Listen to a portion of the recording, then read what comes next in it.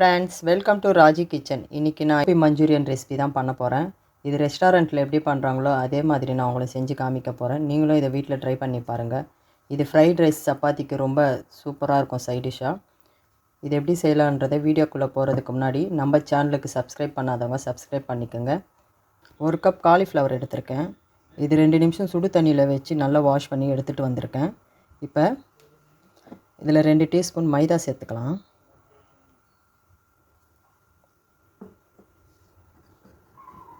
2 teaspoon cornflour சேர்த்துக்கலாம்.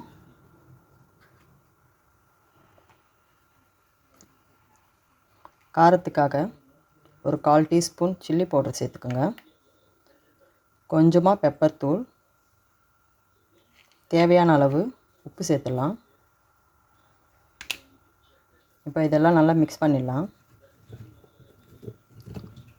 கோபி மஞ்சூரியனுக்கு சின்ன சின்ன பீஸாக எடுத்துக்கோங்க காலிஃப்ளவர், அப்போ தான் நல்லாயிருக்கும். இதில் கொஞ்சமாக தண்ணி சேர்த்துடலாம்.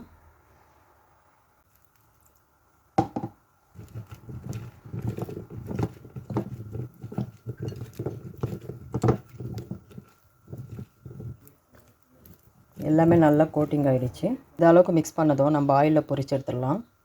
ஆயில் இதுக்கு நல்லா சூடாகணும். இப்போ நம்ம ரெடி பண்ணி வச்சுருக்கிற காலிஃப்ளவரில் இதில் போட்டுடலாம்.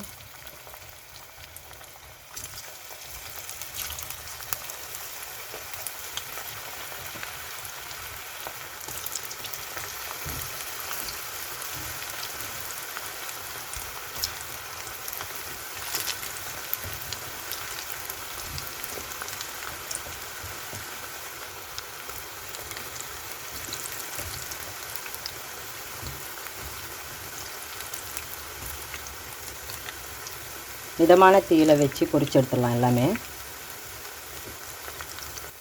காலிஃப்ளவர் நல்லா வெந்துச்சு. எவ்வளோ க்ரன்ச்சியாக இருக்குது பாருங்கள். எல்லாமே எடுத்துடலாம். காலிஃப்ளவர் ஃப்ரை பண்ணி தனியாக எடுத்து வச்சுக்கோங்க. நம்ம இப்போ கோபி மஞ்சூரியனுக்கு ரெடி பண்ணிக்கலாம். 2 டீஸ்பூன் ஆயில் சேர்த்துக்குங்க. ஆயில் சூடானதும் 1 டேபிள் ஸ்பூன் கார்லிக் சின்ன சின்னதாக கட் பண்ணிக்கோங்க. 1/2 டீஸ்பூன் இஞ்சி சேர்த்துக்கலாம்.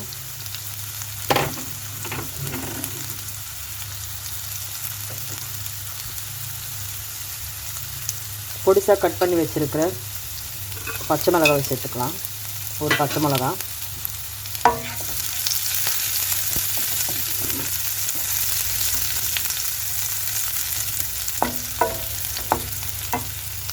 க்யூபாக கட் பண்ணி வச்சுருக்கிற ஆனியன் சேர்த்துக்கலாம். இந்த மாதிரி கட் பண்ணிக்கோங்க. இது 1 நிமிஷம் வதங்கினா போதும்.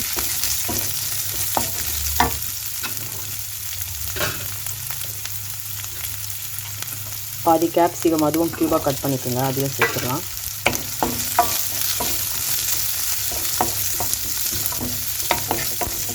இதுக்கு ஆனியன் ரொம்ப வதங்கக்கூடாது, க்ரன்ச்சியாக இருக்கணும். அப்போ தான் இந்த ரெசிபிக்கு நல்லாயிருக்கும். 2 டீஸ்பூன் டொமேட்டோ சாஸ் சேர்த்துக்கோங்க.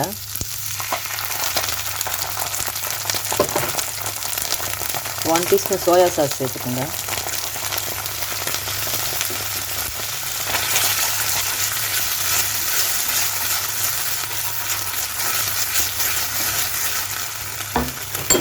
இது ஹை ஃப்ளேமில் வச்சு பண்ணணும் எல்லாமே. 1 டீஸ்பூன் ரெட் சில்லி சாஸ் சேர்த்துக்கோங்க. கொஞ்சமாக இதில் ஒரு பிஞ்ச் அளவு சுகர் சேர்த்துக்குங்க.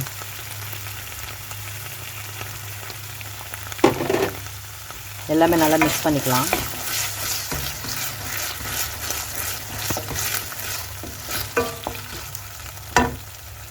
இதுக்கு தேவையான சால்ட் சேர்த்துக்குங்க. நம்ம ஏற்கனவே கோபி ஃப்ரை பண்ணி வச்சுருக்கிறதுல நம்ம சால்ட்டு சேர்த்துருக்கோம்.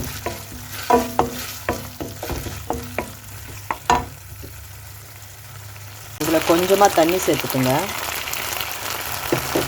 கிரேவி மாதிரி வர்றதுக்கு. 1 டீஸ்பூன் கார்ன்ஃப்ளவர் எடுத்துக்கோங்க.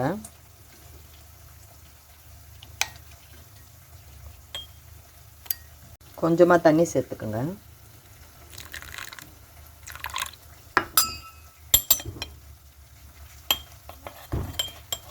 இந்த அளவுக்கு மிக்ஸ் பண்ணி வச்சுக்கோங்க. இப்போ நம்ம மிக்ஸ் பண்ணி வச்சுருக்கிற அந்த கார்ன்ஃப்ளவர் வாட்டரை இதில் கொஞ்சம் சேர்த்துடலாம்.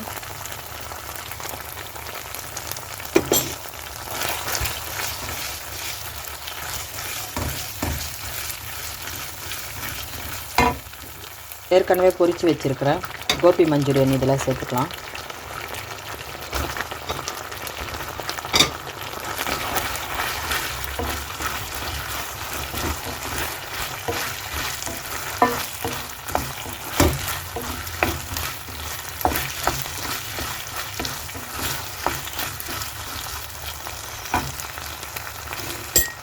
கடைசியாக ஸ்ப்ரிங் ஆனியன் இதில் கார்னிஷாக சேர்த்துக்கலாம்.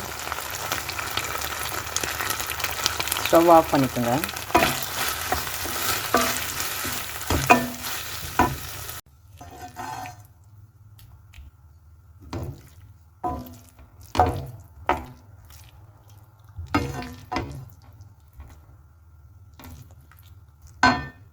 நம்ம ரெஸ்டாரண்ட் ஸ்டைலில் கோபி மஞ்சூரியன் வீட்லேயே ரெடி ஆகிடுச்சு.